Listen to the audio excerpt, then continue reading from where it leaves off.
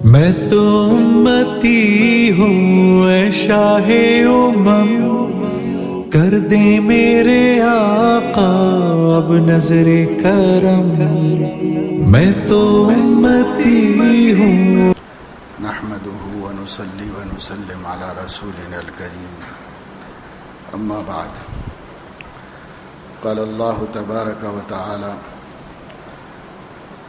وَإِذْ يَمْكُرُ بِكَ الَّذِينَ كَفَرُوا لِيُثْبِتُوكَ أَوْ يَقْتُلُوكَ أَوْ يُخْرِجُوكَ وَيَمْكُرُونَ وَيَمْكُرُ اللَّهُ وَاللَّهُ خَيْرُ الْمَاكِرِينَ۔ صدق اللہ العظیم۔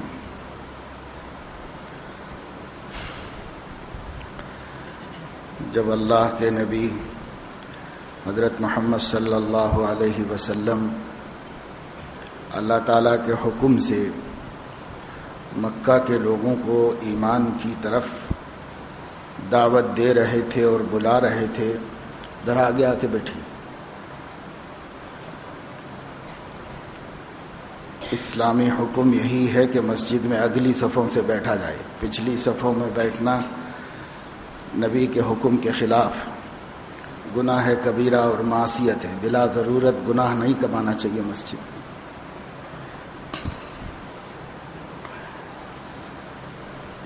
حضور اکرم صلی اللہ علیہ وسلم نے جب مکہ والوں کو توحید کی اور ایمان کی دعوت دی تو مکے کے لوگوں میں ایک تعداد وہ تھی جنہوں نے آپ صلی اللہ علیہ وسلم کی اس دعوت کو قبول کیا اور اسلام کی سعادت سے مشرف ہوئے۔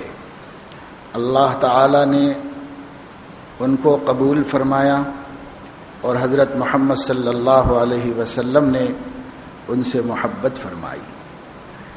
ایک دوسرا طبقہ تھا جس نے آپ کی دعوت کو رد کر دیا، آپ کو جھٹلایا اور یہ تسلیم کرنے کے لیے تیار نہیں ہوئے کہ آپ واقعی اللہ کے نبی ہیں، آپ پر وحی آتی ہے اور آپ اللہ کی طرف سے بندوں کو اللہ کی طرف بلاتے ہیں۔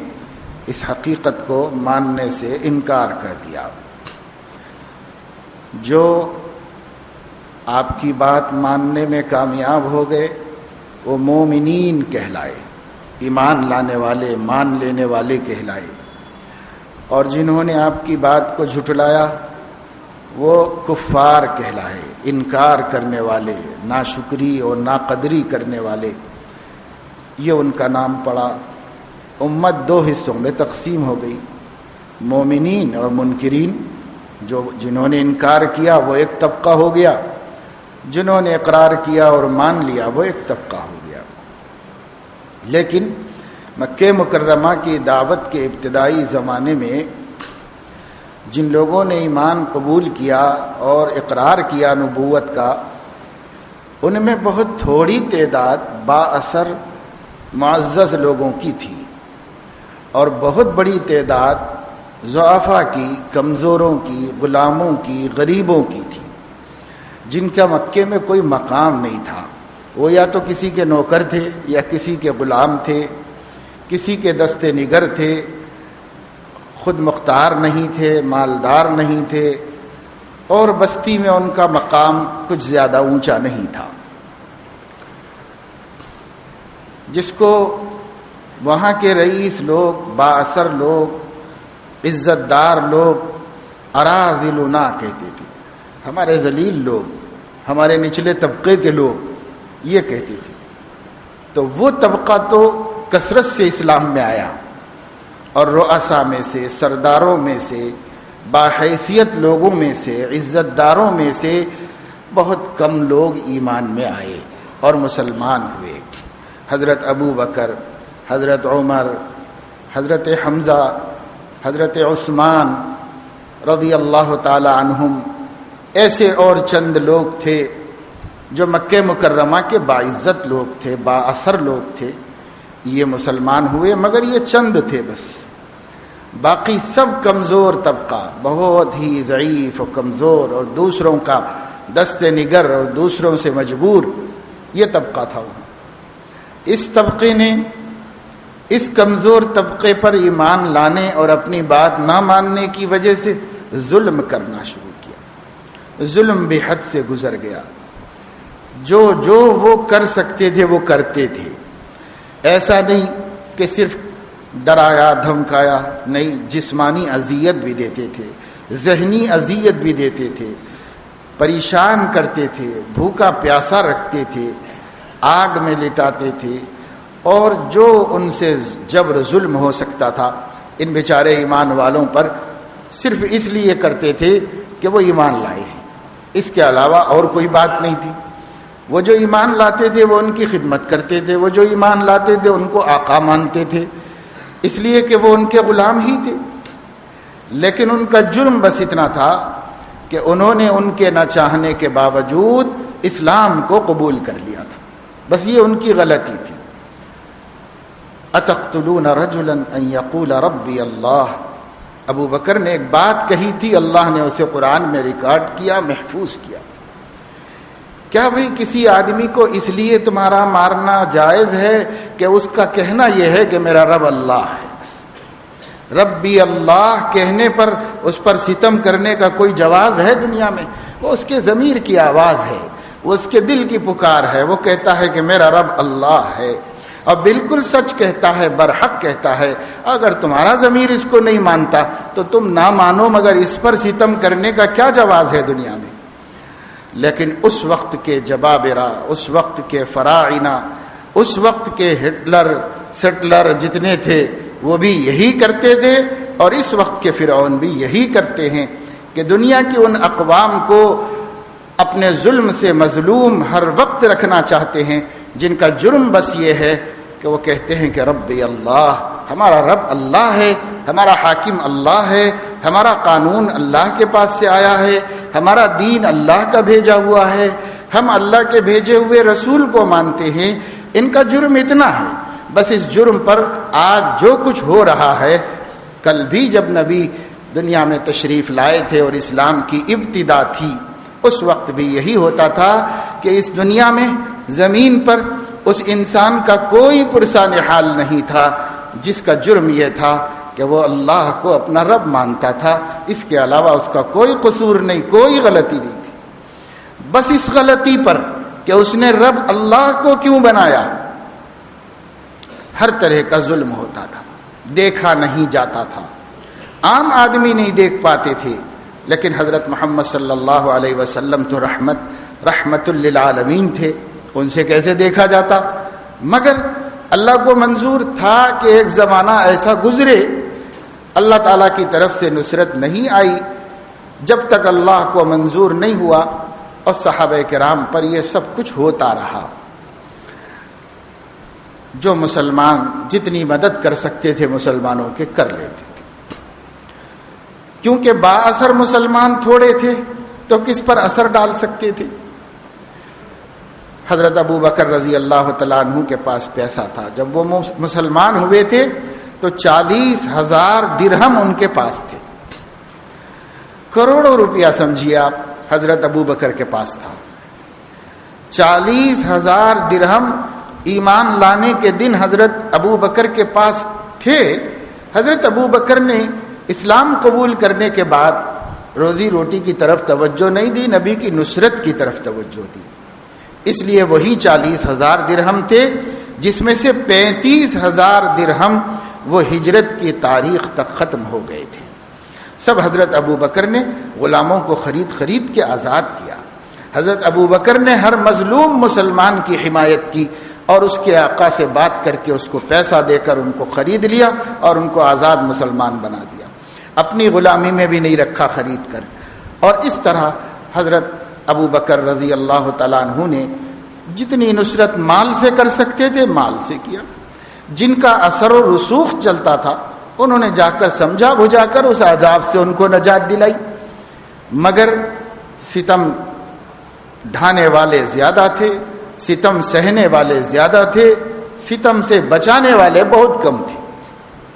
حضور اکرم صلی اللہ علیہ وسلم پر خود ان لوگوں نے ظلم و ستم ڈھا رکھا تھا، آپ صلی اللہ علیہ وسلم دیکھتے تو آپ دیدہ ہو جاتے، مگر یوں فرماتے صبر کر لو، اللہ تعالیٰ مدد فرمائے گا۔ بس آپ کے اس جملے سے ان کو ہمت مل جاتی، طاقت مل جاتی، اور وہ کسی ظلم کے آگے سرنگوں نہ ہوتے اور کبھی اپنے مذہب سے واپس نہ پھرتے تھے۔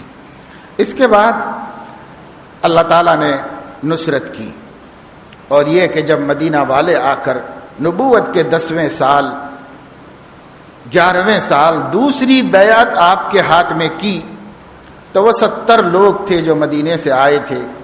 انہوں نے حضور اکرم صلی اللہ علیہ وسلم سے عہد کیا کہ آپ مدینہ تشریف لے آئیں، ہم اپنی بستی میں آپ کی بھرپور حفاظت کریں گے اور آپ کے ماننے والوں کی بھی حفاظت کریں گے، ہم اپنی جان کو دوسرے نمبر پر رکھیں گے، آپ کی تحفظ کو سب سے پہلے اور اب ضروری اور ایمانی فریضہ سمجھیں گے۔ لیکن حضور صلی اللہ علیہ وسلم نے فرمایا میں تو ابھی نہیں آ سکتا جب تک کہ اللہ پاک مجھے حکم نہ دیں، لیکن یہ جو مسلمان یہاں مجبور ہے میں ان کو بھیجتا ہوں، آپ لوگ ان کو ٹھکانہ فراہم کرو، ان کو راحت و سکون دو۔ وہ لوگ راضی ہو گئے تو آپ نے ان کو ہجرت کا حکم دیا۔ یہ لوگ ہجرت کر کے جانے لگے۔ سب سے پہلے حضرت ابو سلمہ رضی اللہ تعالیٰ عنہ ہجرت کر کے چلے گئے اور مکہ مکرمہ میں مدینہ منورہ میں جا کر رہ گئے۔ اس کے بعد ان کی اہلیہ حضرت ام سلمہ رضی اللہ تعالیٰ عنہ، جو بعد میں بیوہ ہو جانے کے بعد حضرت محمد صلی اللہ علیہ وسلم کی زوجیت میں آئیں اور ام المومنین بنی، انہوں نے ہجرت کی، تنہا ایک سواری پر خود بیٹھی، اپنے معصوم بیٹے کو بٹھایا، اور جب نکل کے گئے تو ان کے خاندان میکے اور سسرال والے دونوں نے آ کر ان کو روک لیا۔ میکے والوں نے کہا کہ تم اگر جانا چاہتی ہو تو اکیلی چلی جاؤ، تنہا چلی جاؤ، لیکن یہ سامان نہیں لے جا سکتے، سواری نہیں لے جا سکتے۔ اور ان کے سسرال والوں نے آ کر کہا کہ تم جانا چاہتی ہو تو چلی جاؤ، لیکن یہ بچہ ہمارے خاندان کا ہے، ہم اس بچے کو تمہارے ساتھ نہیں بھیجیں گے۔ ان کے گود سے ان کے معصوم کو چھین لیا اور انہوں نے سواری چھین لی، وہ اکیلی رہ گئیں، اور وہ روزانہ اپنے سسرال سے اٹھ کر کے آتی تھیں اور مکے کے باہر ایک مقام پر بیٹھ کر شام تک روتی تھیں اور شام کو واپس چلی جاتی تھی۔ پورا خاندان بکھر گیا تھا، بیٹے کو کسی نے لے لیا اور شوہر چلے گئے ہجرت کر کے پہلے ہی مدینے میں، وہ ایک طرف ہو گئی، سب ایک طرف ہو گئے۔ کافی عرصے کے بعد لوگوں نے ان کو سمجھا بجھا کر ان کے خاندان والوں کو غیرت دلائی کہ ایک لڑکی کو کیوں اس قدر پریشان کر رہے ہو، روتے روتے اس کا حال برا ہو رہا ہے۔ تو پھر ان لوگوں نے بچہ بھی دیا، سواری بھی دی، پھر ام سلمہ رضی اللہ تعالیٰ عنہ انہیں لے کر تنہا مدینے کی طرف نکل گئی۔ راستے میں عثمان بن طلحہ ملے، جو مسلمان تو نہیں تھے، لیکن انہوں نے دیکھا کہ ایک معزز شریف عورت تنہا جا رہی ہے، پوچھا کہاں جا رہی ہو؟ کہا مدینہ، کوئی ساتھ میں نہیں ہے؟ تو کہنے لگیں کہ بس یہ چھوٹا سا بیٹا اور اللہ میرے ساتھ ہے، اور اس کے علاوہ کوئی میرے ساتھ نہیں۔ تو ان کو بیچاروں کو رحم آیا، تو انہوں نے پوری دیانت سے، امانت سے، حفاظت سے مکے سے لے کے مدینے تک 1 ہفتے کا سفر کیا۔ اور حضرت ام سلمہ رضی اللہ تعالیٰ عنہا ام المومنین کہا کرتی تھیں کہ میں نے زندگی میں عثمان بن طلحہ سے زیادہ غیرت مند اور دیانتدار نوجوان نہیں دیکھا۔ وہ مجھے 1 ہفتے تک اکیلے صحراؤں میں ساتھ رہے، لیکن نظر اٹھا کر مجھے نہیں دیکھا انہوں نے۔ وہ مجھے پہلے سواری کو بٹھاتے تھے، جب میں اس پہ سوار ہو جاتی تو اس کو آگے بڑھاتے تھے، ڈوری پکڑ کر پیچھے چلتے تھے، کبھی ہمارے اوپر نظر نہیں ڈالتے تھے۔ اور جب قبا آ گیا اور مدینے کے گھر نظر آنے لگے تو وہاں تک چھوڑ کے واپس چلے گئے۔ یہ مسلمان نہیں تھے، لیکن غیرت ہونے کے لیے مسلمان ہونا ضروری نہیں ہے۔ حیا اور غیرت تو انسان کی فطرت کے اندر ہے، اس کے لیے مسلمان ہونا کوئی ضروری نہیں ہے۔ اس قدر حیا بہت سے مشرک نوجوانوں کے اندر بھی تھی، غیر مسلموں کے اندر بھی یہ حیا داری تھی، اور اسی حیاداری کی وجہ سے ان لوگوں نے کفر کے زمانے میں بھی وہ اچھے کام کیے دیانت امانت کے کہ جو اسلام کی تعلیم میں بدرجہ اولا موجود ہیں. اللہ کے نبی صلی اللہ علیہ وسلم سے پوچھا گیا اچھے لوگ کون ہیں؟ تو فرمایا جو جاہلیت میں بھی اچھے تھے وہ اسلام میں اچھے ہیں. یعنی جاہلیت میں ایسے اچھے لوگ تھے جو ایک ہفتے تک صحراؤں میں تنہا ایک نوجوان لڑکی کے ساتھ خود نوجوان ہونے کے باوجود جا رہے ہیں، لیکن ان کی غیرت و حیا اس کی اجازت نہیں دی کہ نظر اٹھا کر اس لڑکی کو دیکھیں جو غیر ہے، ان کے لیے محرم نہیں، اس کو دیکھا نہیں. اس طرح دیانت امانت کے ساتھ لے جا کر کے پہنچایا. اسی طرح حضرت زینب بنت رسول اللہ نے ہجرت کی. ان کے اوپر تو ایک دشمن نے نیزے سے حملہ کیا جو ان کے پیٹ پر لگا.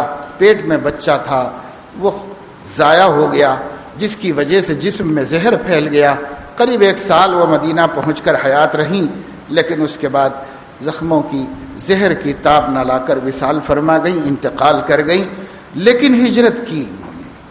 اسی طرح بہت سارے صحابہ تھوڑے کر کے چلے گئے. مکے کے محلے خالی ہوئے ہجرت کی وجہ سے. مکے کے مشرکین ایک طرف تو ان کی دشمنی کی وجہ سے یہی چاہ رہے تھے کہ یہ لوگ چلے جائیں، لیکن دوسری طرف بستیوں کے بجھ جانے، ویران ہو جانے کو دیکھ کر مرثیے پڑنے لگے تھے.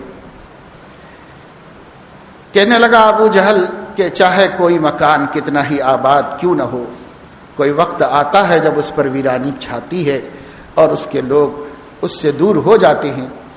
ایسے مرثیے پہاڑوں پہ چڑھ کے بستیوں کو دیکھتے کہ ویران پڑے ہوئے ہیں اور اس کو دیکھ کے مرثیے پڑھتے تھے. لیکن چونکہ وہ نہیں چاہتے تھے مسلمانوں کو دیکھنا، اس لیے مسلمانوں پر ان کا ستم یہی تھا کہ وہ چلے جائیں. بہت سارے صحابہ گئے جتنے ایمان والے تھے. علماء فرماتے ہیں مکے میں صرف اتنے لوگ رہ گئے جو کسی مجبوری سے نہیں جا سکے، باقی سب چلے گئے. پھر اللہ کے رسول صلی اللہ علیہ وسلم کو اللہ تعالیٰ نے حکم دیا کہ اب آپ بھی چلے جائیں مکے کو چھوڑ کر. جب یہ بستی والے آپ کی قدر نہیں کرتے تو آپ اس بستی سے چلے جائیں اور دوسری بستی میں جو قدر کرنے والے ہیں وہاں جا کر قیام کریں. رسول اللہ صلی اللہ علیہ وسلم روزانہ حضرت ابو بکر سے ایک دفعہ ضرور ملتے تھے گھر جا کر کے. شام کے وقت ملتے تھے. ایک دن صبح آئے گھر پر، دستک دی. حضرت ابو بکر نے کہا یا رسول اللہ یہ وقت تو نہیں آپ کے آنے کا، کوئی خاص ضرورت، کوئی خاص پریشانی؟ آپ نے فرمایا کچھ نہیں، اللہ نے مجھے ہجرت کا حکم دیا ہے اور میں آج رات میں ہجرت کروں گا اللہ تعالیٰ کے منصوبے کے مطابق. تو ابو بکر صدیق نے کہا کہ اور آپ کے ساتھ کون رہے گا سفر میں؟ تو اللہ کے نبی صلی اللہ علیہ وسلم نے فرمایا کہ میرے ساتھ آپ رہیں گے. حضرت ابو بکر بہت خوش ہوئے. 3 مہینے سے حضرت ابو بکر 2 اونٹنیوں کو 8000 درہم میں خرید کر کے پرورش کر رہے تھے. اپنے ہاتھ سے چارہ کھلاتے تھے، خود نہلاتے تھے، خود مالش کرتے تھے، اور اس امید میں تھے کہ اگر اللہ کے نبی کو اللہ تعالیٰ ہجرت کا حکم دے اور ان کے ساتھ مجھے بھی ہجرت کرنا پڑے تو یہ 2 سواریاں میری تیار رہیں جب ہم نبی دونوں ایک ساتھ اچانک نکل سکیں. اس کے لیے وہ مسلسل تیاری کر رہے تھے. اللہ کے نبی نے جب یہ خبر دی تو اس دن حضرت ابو بکر انتظامات میں مشغول ہو گئے. اللہ کے رسول اپنے گھر چلے گئے. جب رات کا وقت ہوا تو مکے والوں نے ایک مشورہ کیا اس دن میں، اور مشورہ یہ کیا کہ بھئی کیا کرنا چاہیے کہ یہ دین ختم ہو جائے، یہ دین ختم ہو جائے، اس کے لیے کیا کرنا چاہیے. ان کے میٹنگ ہال میں انہوں نے بہت سی رائے رکھی.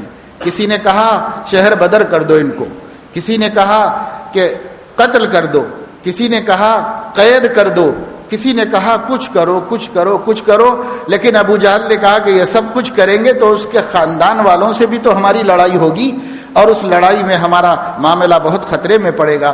لہذا بہتر یہ ہے کہ ہر قبیلے کا ایک نوجوان ان کے قتل میں شریک ہو، اور جب وہ قتل ہو جائیں گے تو وہ خاندان قریش والے سارے خاندانوں سے لڑائی نہیں مول سکیں گے تو وہ خاموش ہو جائیں گے، صبر کر لیں گے اور بات نبھ جائے گی. تو اس وقت ابلیس نے ان سے کہا یہ مشورہ سب سے صحیح ہے. یہ لوگ گھروں میں گئے، اپنی تلواروں کو زہر میں ڈبایا اور اس کے اندر بجھایا جیسا طریقہ ہوتا تھا کہ آدمی اگر تلوار کی زد سے نہ مرے تو اس میں جو زہر ہے اس کے لگنے سے مر جائے، تو اس لیے تلواروں کو زہر میں بجھاتے تھے۔ اور اس کو لے کر کے سب نوجوانوں نے ابو جہل کے ساتھ مکہ مکرمہ میں حضرت محمد صلی اللہ علیہ وسلم کے مکان مبارک کے اطراف گھیرا ڈالا۔ جب اندھیرا ہو گیا، ابو جہل کہہ رہا تھا اور ہنس ہنس کے ٹھٹے مار رہا تھا کہ دیکھو ہمارا بھتیجا محمد کہتا ہے کہ اگر اس کی بات مان لو گے تو عزت ملے گی اور جنت میں جائیں گے، اور اگر اس کی بات نہیں مانو گے تو اس کے لوگوں کے ہاتھوں سے تم مقتول ہو جاؤ گے، ختم ہو جاؤ گے، یہ کہہ کر ٹھٹے مار رہا تھا۔ آپ نے حضرت علی کو اپنے گھر میں سلایا، مکے والوں کی امانتیں ان کے حوالے کی، اور جب رات ہو گئی تو گھر کے باہر گھر میں سے ایک مٹھی مٹی لے کر کے نکلے۔ اس کی باتیں آپ سن رہے تھے، آپ نے نکل کر کے یوں کہا کہ ہاں میں یہی کہتا ہوں کہ جو میری بات مانے گا وہ دنیا آخرت میں سرخرو ہوگا، اور جو میری بات نہیں مانے گا وہ میرے اصحاب کے ہاتھوں مارا جائے گا، اور اے ابو جہل تو بھی میرے صحابہ کے ہاتھوں سے مقتول ہوگا۔ یہ کہہ کر آپ کہتے ہوئے اس مٹی کو ان لوگوں کے سروں پر اڑایا، اور وَجَعَلْنَا مِن بَيْنِ أَيْدِيهِمْ سَدًّا وَمِن خَلْفِهِمْ سَدًّا فَأَغْشَيْنَاهُمْ فَهُمْ لَا يُبْصِرُونَ پڑھا اور چلے گئے، کسی کو آپ نظر بھی نہیں آئے اور کسی کو آپ کی بات سنائی بھی نہیں دی، اور آپ صلی اللہ علیہ وسلم حضرت ابو بکر کے گھر پہنچ گئے۔ راستے میں ایک شخص نے دیکھا کہ آپ کسی جگہ کھڑے ہو کر دور سے مکے کو دیکھنے لگے اور یوں فرمانے لگے کہ اے مکہ، میں جانتا ہوں کہ روئے زمین پر تو اللہ کی نظر میں سب سے مقدس اور سب سے محبوب خطہ ہے، اور خدا کی قسم اگر یہ مکے والے نکلنے پر مجبور نہ کرتے تو میں اپنی زندگی کے لیے مکہ ہی کو مسکن بناتا اور اسی کو اختیار کرتا اور اس کے باہر نہ جاتا۔ پھر آپ چلے گئے حضرت ابو بکر کے گھر۔ اس شخص نے آ کر ان لوگوں سے کہا یہاں کیا کر رہے ہو؟ کہا آج ہم محمد کو قتل کرنے والے ہیں۔ کہا کہ تم لوگ نامراد ہو گئے، خائب و خاسر ہو گئے، محمد یہاں کہاں ہیں؟ ان کو تو میں نے راستے میں دیکھا ہے، وہ کہیں اور جا رہے تھے۔ تب بھی وہ لوگ اندر داخل نہیں ہوئے۔ اہل سیر نے لکھا ہے کہ مکہ کے شریف لوگ کسی کے گھر میں جانے کو بے عزتی سمجھتے تھے، اس لیے گھروں میں داخل نہیں ہوتے تھے کسی کے، اسی لیے وہ باہر ہی انتظار کرتے رہے۔ صبح کو حضرت علی باہر آئے تو انہوں نے پوچھا کہ وہ کہاں ہیں؟ تو کہا وہ تو رات ہی میں چلے گئے تھے، اب مجھے نہیں معلوم کہ کہاں چلے گئے۔ تب ان لوگوں کو ناکامی کا احساس ہوا کہ واقعی رات میں آدمی نے صحیح خبر دی تھی۔ پھر ان لوگوں نے مشورہ کیا کہ کیا کیا جائے، تو انہوں نے تو دانت پیسنا شروع کر دیا کہ بھائی شکار ہمارے ہاتھ سے نکل گیا اور سارے منصوبے فیل ہو گئے۔ رات بھر ٹھٹا بنا رہے تھے نبی کا اور خود موضوع مذاق بن گئے۔ تو اب انہوں نے کہا کہ بھائی ہم 100 اونٹ انعام میں دیں گے اس شخص کو جو محمد کو یا ابو بکر کو پتا لائے یا پکڑ کر لائے صلی اللہ علیہ وسلم۔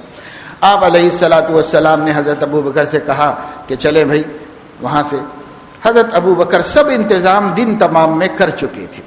انہوں نے اپنے بڑے بیٹے حضرت عبداللہ رضی اللہ تعالیٰ عنہ کو حکم دیا کہ دیکھو بھائی تم مکے میں پھرتے رہنا، اور مکے والوں میں کیا باتیں چل رہی ہیں، کیا خبریں عام ہو رہی ہیں، ساری باتوں کو تم محفوظ کر کے رات میں آ کر ہمیں بتا جانا کہ یہاں کیا سرگرمیاں چل رہی ہیں ہمارے خلاف۔ اس کی خبر دینے پر، اس جاسوسی پر اپنے بیٹے کو مقرر کیا۔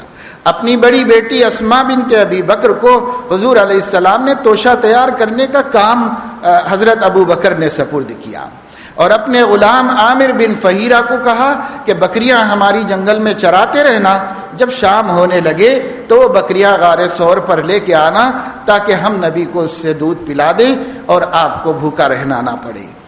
اور ایک شخص تھا غیر مسلم عبداللہ بن اریقت، اس کو راستہ بتانے کے لیے کہ یہ عام راستہ چھوڑ کر علیحدہ ایک نئے راستے سے مدینہ پہنچائے، اس کو مزدوری دے کر مقرر کر لیا۔ یہ سب انتظام حضرت ابو بکر کر چکے تھے۔ نبی پاک صلی اللہ علیہ وسلم کو لے کر اس پہاڑی پر گئے غار ثور، اور وہاں جب اوپر پہنچ گئے تو حضرت ابو بکر نے کہا یا رسول اللہ آپ ذرا سا انتظار کر لیں، میں ذرا اندر جا کر اس کی صفائی کر لوں، پہاڑوں پر کیڑے مکوڑے ہوتے ہیں، سانپ بچھو ہوتے ہیں جو بہت زہریلے ہوتے ہیں. انہوں نے اس کی صفائی کرائی. پھر اس کے بعد اللہ کے نبی صلی اللہ علیہ وسلم کو اندر بلایا اور اس کے اندر بیٹھے. وہ رات گزری اور جب صبح ہوئی تو مشرکین آپ کو ڈھونڈ رہے تھے سب طرف، وہاں بھی آئے. حدیث میں آتا ہے، معتبر احادیث میں، کہ جب یہ لوگ اندر داخل ہو گئے تو اللہ نے اپنی قدرت سے ایک جھاڑی وہاں اگا دی اور اس جھاڑی میں مکڑی نے رات تمام جالے بن دیے اس کے اندر. اور پھر جب یہ لوگ وہاں پر پہنچے تو اتنے قریب چلے گئے کہ اگر نیچے دیکھتے تو حضرت ابو بکر اور حضور ان کو نظر آ جاتے. لیکن ان کے ہی ایک آدمی نے کہا، ارے بھئی یہاں کہاں دیکھنے جا رہے ہو، اس میں کوئی گھستا تو یہ جھاڑی نہ رہتی اور یہ جالا نہ رہتا، لہذا اس میں دیکھنے کی کوئی ضرورت نہیں. وہ لوگ وہاں سے واپس ہوئے. اس وقت حضرت ابو بکر بہت گھبرائے اور حضرت ابو بکر نے کہا، اللہ کے رسول، اگر انہوں نے اپنے پیر دیکھ لیے تو ہمارے سر دیکھ لیں گے. اس وقت ہم تو بہت مشکل میں پھنس گئے، بھاگ بھی نہیں سکتے، کہیں جا بھی نہیں سکتے. تو اللہ کے نبی نے فرمایا، ما ظنک یا ابا بکر باثنین اللہ ثالثہما. ابو بکر تم ڈر رہے ہو ان دو شخصوں کے بارے میں جو دو نہیں ہیں، اللہ تیسرا ان کے ساتھ موجود ہے. ہم دونوں نہیں ہیں غار میں، اللہ بھی ہمارے ساتھ ہے، اس میں پریشان ہونے کی کوئی بات نہیں. لا تحزن ان اللہ معنا، اللہ ہمارے ساتھ ہے، غم نہ کرو. تو وہ چپ ہو گئے، مطمئن ہو گئے اور وہ لوگ واپس چلے گئے. 3 دن رسول اللہ صلی اللہ علیہ وسلم اس میں رہے اور تیسرے دن آپ وہاں سے پروگرام کے مطابق نکلے اور وہاں سے اتر کر جانے لگے. وہ ربیع الاول کا پہلی تاریخ تھی اور حضور اکرم صلی اللہ تعالی علیہ وسلم ایک اونٹنی پر سوار تھے. حضرت ابو بکر اپنے غلام عامر بن فہیرہ کے ساتھ ایک اونٹنی پر سوار تھے اور ایک شخص عبداللہ بن اریقت رستہ بتانے کے لیے وہ اپنی اونٹنی پر سوار تھا. اس طرح یہ قافلہ مکہ مکرمہ سے تنے تنہا ہجرت کرنے کے لیے نکلا. راستے میں ڈھونڈنے والے پہنچتے تھے کیونکہ 100 اونٹ کا انعام معمولی نہیں تھا، اس لیے ڈھونڈنے والے پہنچتے تھے. لوگ حضور صلی اللہ علیہ وسلم کو کم جانتے تھے، ابو بکر کو بہت سارے لوگ جانتے تھے. تو لوگ ابو بکر کو پہچان کے کہتے تھے، ابو بکر تمہارے ساتھ کون ہیں یہ؟ تو حضرت ابو بکر کہتے تھے، بخاری شریف کی روایت ہے، رجل یہدینی الی سواء السبیل، ایک صاحب ہیں جو مجھے سیدھا رستہ بتاتے ہیں. مقصد یہ تھا کہ یہ مجھے رستہ دکھانے والا آدمی ہے اور اس کو کرائے پہ لے کے جا رہا ہوں. اور نیت یہ کرتے تھے کہ مجھے آخرت کا سیدھا راستہ دکھاتے ہیں، نبی ہیں، یہ نیت کرتے تھے اور زبان سے مبہم الفاظ کہتے تھے. رجل یہدینی الی سواء السبیل، ایک صاحب ہیں مجھے سیدھا رستہ دکھانے لے لیا ہے میں نے ان کو ساتھ میں. تو وہ چلے جاتے تھے خاموش اور کوئی بھی نہیں سمجھتا تھا کہ نبی آپ کے ساتھ ہجرت کر رہے ہیں، ان کو پتہ نہیں چلتا تھا. لیکن آگے بڑھے تو ایک مکان پر پہنچے. صحرا میں ایک گھر تھا، عرب لوگ صحراؤں میں آسانی سے رہ لیتے تھے. ام معبد ایک خاتون تھی، اس کا نام ام معبد تھا. وہ خیمہ ڈال کر صحرا میں رہتی تھی، مشہور تھی کہ لوگوں کو ضیافت کرتی ہے، بہت سخی ہے، بہت کھلانے پلانے والی ہے. جو لوگ بھی وہاں سے گزرتے تھے ان کو ضرور کچھ کھلا پلا کر روانہ کرتی تھی. یہ لوگ بھی پہنچے. حضرت ابو بکر کو فکر تھی کہ صبح سے اللہ کے نبی نے کچھ کھایا پیا نہیں ہے. وہاں تو بکریاں چرا کر ان کا غلام لا کر دودھ پلا دیتا تھا اور یہاں پر تو کچھ بھی نہیں ہوا راستے میں.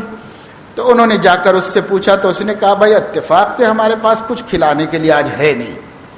حضور علیہ الصلاۃ والسلام کی نظر پڑی ایک بکری پر، خشک سوکھی مریل بندھی ہوئی تھی. آپ نے فرمایا، یہ بکری کیسی؟ اس نے کہا، یہ اتنی کمزور ہے کہ بکریوں کے ساتھ جا نہیں سکی چرنے کے لیے، اس لیے اس کو یہاں باندھ کے رکھا ہے. پوچھا دودھ دیتی ہے؟ تو کہا دودھ نہیں ہے اس کے اندر بالکل. آپ نے فرمایا کہ مجھے دوہنے کی اجازت دو گی؟ تو اس عورت نے کہا، خوشی سے دوہ لیجئے، ہے تو نہیں اس میں دودھ. آپ نے اس بکری کو منگایا اور اس پر اپنا دست مبارک رکھا اور بسم اللہ کہہ کر دودھ نکالا. ایک بڑا برتن جس میں 8 آدمی پی سکتے تھے، اتنا دودھ اس کے اندر نکلا. اللہ کے نبی صلی اللہ علیہ وسلم نے سب سے پہلے ام معبد کو پلایا جو اس گھر کی مالکہ تھی. اس کا پیٹ بھرنے کے بعد آپ نے خود پیا، اپنے ساتھیوں کو پلایا. پھر اس کے بعد بھی دوبارہ اس برتن میں اتنا ہی دودھ نکال کر اس کو ہدیہ دیا. اور پھر حضور علیہ الصلاۃ والسلام نے اس عورت نے کہا کہ میں آپ کے ہاتھ پر ایمان لانا چاہتی ہوں. اللہ کے نبی نے اس کو بیعت کیا اور اسے مسلمان بنایا. اس کے بعد آگے بڑھ گئے. اس کا شوہر شام میں آیا تو ابو معبد نے کہا اتنا سارا دودھ کہاں سے آ گیا ہے؟ تو اس نے سارا قصہ سنایا. تو کہنے لگے ابو معبد یہ وہی شخص ہے جس کو مکے والے مجنوں پاگل کہتے ہیں, اس میں تو اللہ نے بڑی برکتیں رکھی ہیں. چنانچہ ابو معبد بھی مسلمان ہوئے اور دین اسلام کو قبول کیا. حضور علیہ الصلاۃ والسلام اور آگے بڑھے. حضرت ابو بکر کو یہ خیال ہوتا تھا کہ آپ آرام کر لیں, بہت تھک گئے ہیں, لیکن کوئی آرام کے لیے سائے کی جگہ نظر نہیں آئی. حضرت ابو بکر اسی تلاش میں تھے. این دوپہر کے وقت میں کہیں پہاڑی نہیں, کوئی درخت نہیں, کوئی دیوار نہیں جس کا سہارا ملے. این دوپہر کے وقت عرب کے اس تپتے صحرا میں زمین میں سے ایک چٹان نمودار ہوئی اور اوپر نکل کے کھڑی ہو گئی. ایک طرف کو اس کا سایہ گرا تو حضرت ابو بکر نے زمین لیول کی اور ریت برابر کی اور اللہ کے نبی صلی اللہ علیہ وسلم سے کہا کہ آپ یہاں آرام فرما لیں اور میں نگرانی کرتا ہوں, انتظار کرتا ہوں. اللہ کے نبی صلی اللہ علیہ وسلم نے اس میں آرام کیا اور حضرت ابو بکر آنے جانے والوں کی نگرانی کرتے رہے, دیکھتے رہے. کوئی آدمی گزر رہا تھا, اس آدمی کے پاس پانی تھا. حضرت ابو بکر نے اس سے پانی خریدا اور حضرت محمد صلی اللہ علیہ وسلم کو پلانے کے لیے محفوظ رکھا. پھر جب آپ اٹھے تو آپ نے پانی پیا, اگلا سفر شروع کیا. ایک شخص جو آپ کی تلاش میں نکلتا تھا, سراقہ بن مالک, وہ پہنچ گیا اور اس نے دیکھ لیا کہ حضرت محمد صلی اللہ علیہ وسلم یہاں ہیں. تو اس نے آپ کا تعاقب کرنا چاہا. آپ صلی اللہ علیہ وسلم کے معجزے سے اس کا گھوڑا زمین میں دھس گیا. اس نے پناہ مانگی, آپ نے دعا کی تو پھر نکل گیا. پھر اس نے نیت خراب کی تو پھر دھس گیا. اسی طرح ہوتا رہا. بعد میں اس نے کہا خدا کے واسطے اب آپ معاف کر دو, میں خود بھی نہیں آؤں گا آپ کے پیچھے, آنے والوں کو بھی واپس لے کے چلا جاؤں گا. اللہ کے نبی نے معاف کر دیا. تیسری دفعہ بھی تو اس نے کہا ایک امان نامہ لکھ دیجئے مجھے معافی کا.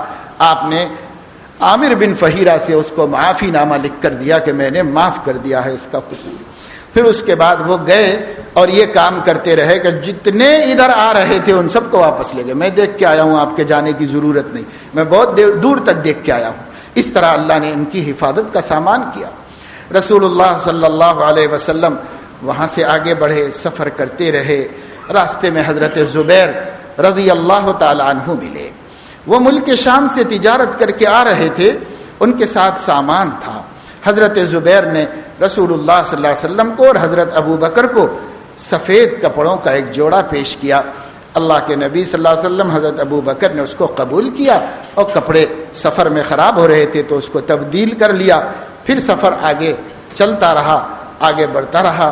سعد بن زرارہ رضی اللہ تعالیٰ عنہ ملے اور وہ بھی آپ کو ڈھونڈنے ہی نکلے تھے, لیکن آپ کی ملاقات کے بعد اتنے متاثر ہوئے کہ انہوں نے اپنے 70 ساتھیوں کے ساتھ ایمان قبول کر لیا اور ایک بڑا قافلہ ہو گیا. جو 3 آدمیوں کا قافلہ تھا, بڑا قافلہ ہو گیا. 8 دن کے بعد رسول اللہ صلی اللہ علیہ وسلم مدینہ منورہ کے باہر قبا نام کی ایک بستی میں پہنچے جو مدینے سے دور تھی, تھوڑے فاصلے کے اوپر تھی. اللہ کے نبی صلی اللہ علیہ وسلم نے قبا کے سردار کے گھر میں قیام کیا اور حضرت ابو بکر نے ایک دوسرے انصاری کے گھر میں قیام کیا.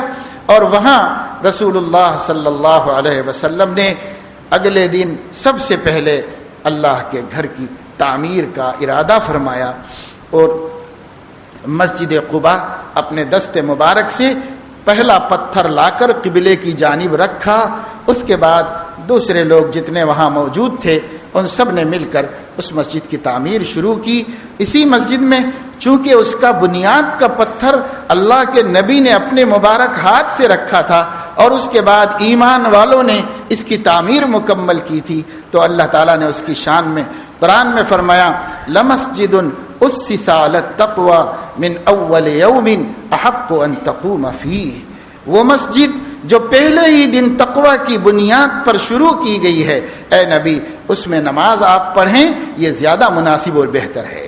چنانچہ رسول اللہ صلی اللہ علیہ وسلم جب تک مدینے میں قیام فرما رہے, اس وقت تک ہر پیر کے دن مدینہ منورہ سے قبا جا کر قبا میں نماز ادا فرماتے تھے، اور رسول اللہ صلی اللہ علیہ وسلم کو اس مسجد سے محبت تھی، اتنی محبت تھی کہ عمر فاروق رضی اللہ تعالیٰ عنہ اپنی دور خلافت میں جب وہ امیر المومنین تھے اور دنیا کے اس وقت کے 15 ملکوں پر ان کے اکیلے کی حکومت تھی، اس وقت میں اب عمر فاروق قبا کو جب جاتے تھے نبی کی سنت کے مطابق تو اپنی کمر کس لیتے تھے اور کھجور کے پتوں سے پوری مسجد کو جھاڑو دیتے تھے۔ لوگ کہتے تھے امیر المومنین ہم کر دیں گے صفائی، تو فرماتے تھے نہیں، یہ کام میرا ہے، میں کروں گا، اور اپنی خوشی سے پوری مسجد کو جھاڑو ہر ہفتہ جا کر امیر المومنین لگاتے تھے اور اس کی صفائی کر کے آتے تھے۔ حضرت نبی پاک صلی اللہ علیہ وسلم نے یہ مسجد کا قیام کیا، اور یہ مسجد قائم ہونے کے بعد آگے بڑھے تو اور تھوڑا آگے بڑھنے کے جب مدینہ منورہ کی آبادی میں قدم رکھا تو جو پہلی آبادی ملی وہ بنو سالم کی آبادی تھی۔ اس آبادی میں رسول اللہ صلی اللہ علیہ وسلم نے فرمایا بھائی آج جمعے کا دن ہے اور اللہ کا حکم ہے کہ جمعہ قائم کیا جائے۔ رسول اللہ صلی اللہ علیہ وسلم نے وہاں پر جمعے کی نماز ادا فرمائی، اور اسلام کا سب سے پہلا خطبہ جمعہ اللہ کے نبی نے وہاں پر دیا، اور اسی وجہ سے اس بستی کی مسجد مسجد جمعہ کہلائی۔ اس کے بعد اللہ کے نبی صلی اللہ علیہ وسلم اور آگے بڑھے، مدینہ طیبہ میں تشریف فرما ہوئے۔ مدینہ والوں کو آپ کے نکلنے کی اطلاع مل گئی تھی مگر پہنچنے کی کوئی اطلاع نہیں تھی۔ روز اہل مدینہ صلا پہاڑیوں پر آتے تھے اور انتظار کر کر کے جب سورج غروب ہونے لگتا تو واپس چلے جاتے تھے۔ آج کے دن بھی آئے تھے اور کھڑے کھڑے دیر ہو گئی تو واپس چلے گئے، لیکن ایک یہودی چرواہے نے آپ کو دیکھ کر، قافلے کو دیکھ کر کہ اعلان کیا کہ لوگوں تمہارا مطلوب، تمہارا محبوب آ گیا ہے۔ تو پھر مدینے سے سب نکل کے واپس آئے اور سب نے آ کر آپ کا استقبال کیا۔ پورے مدینے نے آپ کو اپنے جلوہ میں لیا اور بہت عزت کے ساتھ مدینہ منورہ میں رسول اللہ صلی اللہ علیہ وسلم داخل ہوئے۔ جس طرح مجبور کر کے اپنے وطن عزیز سے مکے والوں نے آپ کو بھیجا تھا، اس سے زیادہ، کہیں زیادہ عزت کے ساتھ، محبت کے ساتھ، تعلق کے ساتھ، الفتوں کے ساتھ صحابہ کرام نے آپ کو استقبال کیا۔ اور مدینے میں جب آپ داخل ہوتے تھے تو ہر آدمی اپنے گھر کے سامنے کھڑا ہوا ہوتا تھا، اور جب آپ قریب میں پہنچتے تو وہ کہتا تھا اہلاً و سہلاً الی العدد والعدد، اللہ آپ کے آنے کو مبارک کرے، یہ گھر بھی آپ کا ہے، یہ گھر والے بھی آپ کے ہیں۔ اللہ کے نبی سب کو مسکرا کے جواب دیتے تھے اور فرماتے تھے کہ مجھے کہاں ٹھہرنا ہے، یہ اللہ نے طے کر دیا ہے، آپ کی دعوت اللہ مبارک کرے۔ سب کو دعائیں دیتے تھے اور اس طرح آپ گئے۔ جب مدینے کی آبادی میں داخل ہوئے تو آپ صلی اللہ علیہ وسلم نے اپنی اونٹنی کو چھوڑ دیا۔ وہ اونٹنی جاتی رہی، اس کی نکیل آپ نے چھوڑ دی، وہ گھومتی پھرتی رہی، ایک جگہ آ کے بیٹھ گئی۔ آپ نے پھر کھڑا کر کے اس کی نکیل چھوڑ دی، وہ گھومتی رہی، پھر آ کے وہیں پر بیٹھ گئی۔ اللہ کے نبی صلی اللہ علیہ وسلم نے فرمایا یہ گھر کس کا ہے؟ ابو ایوب انصاری رضی اللہ تعالیٰ عنہ آگے بڑھے، انہوں نے کہا یا رسول اللہ یہ گھر میرا ہے اور یہ آپ کی امانت میرے پاس 400 سال سے رکھی ہوئی ہے، جبکہ یمن کے ایک بادشاہ تبع نے یہ معلوم ہونے پر کہ مدینے میں اللہ کا نبی ہجرت کرے گا، یہ مکان تعمیر کر کے ہمارے پشتوں کے حوالے کیا تھا کہ جب وہ آ جائیں تو ان کو دے دیا جائے یہ مکان۔ چنانچہ یہ مکان میرا نہیں، یہ مکان آپ کا ہے، جو آپ کے لیے کسی آپ کے اوپر 400 برس پہلے ایمان لانے والے نے آپ کے حوالے کیا ہے اور آپ کو دیا ہے۔ اللہ کے نبی نے اس گھر میں رہنے کو پسند کیا۔ ابو ایوب انصاری نے کہا کہ آپ اوپر رہ جائیے کیونکہ آپ نبی ہیں اور میں نیچے کی منزل میں رہ جاتا ہوں۔ تو آپ صلی اللہ علیہ وسلم نے فرمایا کہ نہیں، میں نیچے رہوں گا، آپ اوپر رہو، اس لیے کہ لوگ کثرت سے میرے پاس آئیں گے تو آنے والوں کو چڑھنے اترنے کی زحمت ہوگی، لہذا میں نیچے رہوں گا، تم اوپر رہ جاؤ۔ تو اللہ کے نبی نے اپنے احترام کے مقابلے میں امت کی سہولت کو مقدم فرمایا اور خود نیچے رہے اور ان کو اوپر رکھا۔ ابو ایوب انصاری آپ کے کھانے کا انتظام کرتے تھے اور اس وقت تک آپ ان کے مہمان رہے جب تک کہ آپ نے مسجد بنا کر مسجد کے قریب میں اپنے ازواج کے حجرات تعمیر نہیں کرا لیے، اس وقت تک اس گھر میں مقیم رہے، پھر آپ اپنے بنائے ہوئے مکان میں منتقل ہو گئے اور شفٹ ہو گئے۔ رسول اللہ صلی اللہ علیہ وسلم کی مکہ مکرمہ سے مدینہ منورہ کی جانب ہجرت کرنے کا یہ واقعہ ہے جس کو امیر المومنین عمر فاروق رضی اللہ تعالیٰ عنہ نے اسلامی سال اور اسلامی کیلنڈر کی بنیاد بنایا، اور اسی واقعے سے اسلام کو غلبہ حاصل ہوا۔ ہجرت ہی کے بعد اللہ تعالیٰ نے جہاد و قتال کے احکام نازل فرمائے، اور ہجرت ہی کے بعد اسلام کے تقریباً تمام احکام مدینہ منورہ میں نازل ہوئے۔ مفسرین فرماتے ہیں مکی صورتوں میں ایمان و یقین کا تذکرہ زیادہ ہے، اور مدنی صورتوں میں احکام و مسائل و حلال و حرام کو زیادہ بیان کیا گیا ہے۔ یعنی دین کے نافذ ہونے کے لیے امن کی ضرورت تھی، اللہ نے پہلے مامون جگہ پر نبی کو بھیجا، پھر دین کو نافذ کیا، تو نبی اللہ نے ایک ایسا سچا اچھا پیارا سماج بنایا کہ اس سماج سے بہتر دنیا نے کبھی نہیں دیکھا۔ تو ایک آئیڈیل سوسائٹی حضور علیہ السلام نے تیار فرمائی، اور وہ قیامت تک کے لیے آئیڈیل بنائی گئی ہے، وہی ماڈل ہے اسلام کا، اور اسی سوسائٹی کے مطابق جو قوم ہو جائے گی اللہ کے ہاں معتبر ہوگی، اور جو اس سوسائٹی کے مطابق نہیں ہوگی چاہے وہ کتنی ہی عبادت گزار کیوں نہ ہو اللہ کے ہاں نامعتبر اور نامقبول ہو جائے گی۔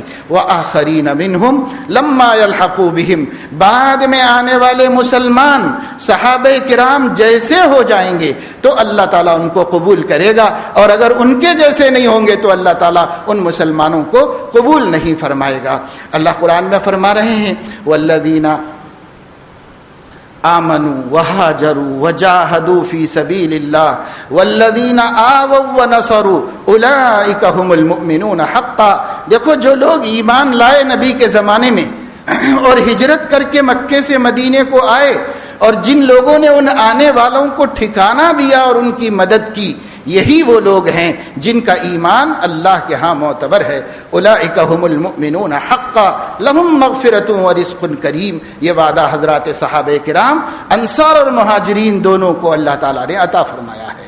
اب میرے دوستو، قیامت تک اگر ہم دنیا میں غلبہ چاہتے ہیں تو یہی دو صفتوں کو وجود میں لانا پڑے گا، ہجرت کا مزاج بنے، نصرت کا مزاج بنے۔ علماء فرماتے ہیں فتح مکہ کے بعد اب ہجرت کا حکم فرض باقی نہیں رہا، لیکن ہجرت ایک ہی نہیں ہوتی، ایک ہجرت ہے وہ معصیت سے طاعت کی طرف ہجرت کرنا، نافرمانی سے فرما برداری کی طرف ہجرت کرنا، غفلت سے ذکر کی طرف ہجرت کرنا، اور اللہ تعالیٰ سے جو دوری ہے اس دوری سے اللہ تعالیٰ کے قرب کی طرف ہجرت کرنا۔ یہ ہجرت پیدا ہونا پڑے گی مسلمانوں میں، اور پھر نصرت کا مزاج بھی آئے گا تو اللہ رب العزت پھر سے غالب کرے گا، جیسے ہجرت مدینہ کے بعد مسلمانوں کو مکے کی فتح اللہ نے عطا فرمائی۔ اور اگر مسلمانوں میں یہ دو صفتیں نہیں پیدا ہوں گی تو ہجرت نصرت کے بغیر فتح کی کوئی صورت مسلمانوں کے لیے اللہ نے نہیں رکھی ہے۔ اللہ پاک اس موقع پر جبکہ ہم اس مہینے کا آغاز کر رہے ہیں جس میں حضرت محمد صلی اللہ علیہ وسلم نے ہجرت کی تیاری شروع فرما دی تھی، اور جس کے آگے بڑھ کر ربیع الاول میں مکہ مکرمہ سے نکلے تھے اور 12 ربیع الاول کو مدینہ منورہ پہنچے تھے، اور اسی ہجرت نے اسلام کو فتح و غلبہ عطا فرمائی تھی، سبق حاصل کرنے کی توفیق نصیب فرمائے، ہمت اور جرأت عطا فرمائے، اور اللہ رب العزت تمام برائیوں سے، بدعات سے، خرافات سے ہجرت کرنے کی ہمیں توفیق عطا فرمائے، اور ہمیں نبی کی دعوت پر آ جانے اور 100% سنت والی زندگی گزارنا نصیب فرمائے۔ وآخر دعوانا ان الحمد للہ رب